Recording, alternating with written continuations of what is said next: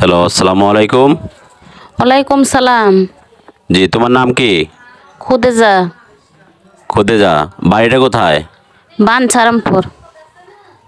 আচ্ছা, প্রতিবেদনে কেন আসছো দর্শকদের উদ্দেশ্যে বলো। প্রতিবেদনে এসেছি মনের মতন মানুষের জন্য, একটা নামাজি ব্যক্তি যদি আমাকে ভালোবাসে, বিবাহ করে, এরকম একটা মনের মানুষ চাই। ভালো বিশাল মনের মানুষ যে ভালোবাসতে পারে, জীবন সাথী করতে পারে। আচ্ছা, তো তুমি কি কাজ করতেছো পাশাপাশি? এই যে আমি সেলাই মেশিনের কাজ করি অন্য বাড়িতে, যা পাই তা দিয়ে সংসারটা চলে, খাই নেই।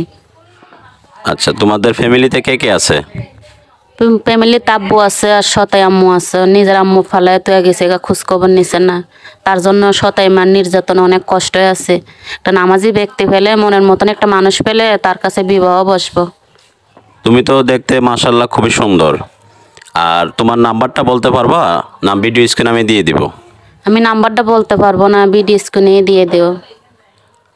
আচ্ছা, তাহলে দর্শক আপনারা খোদেজার মুখ থেকে কথা শুনলেন, তার সাথে সরাসরি ফোনে কথা বলে নেবেন। ভিডিও স্ক্রিনে নাম্বার দেওয়া থাকবে। আসসালামু আলাইকুম ওয়া রাহমাতুল্লাহ।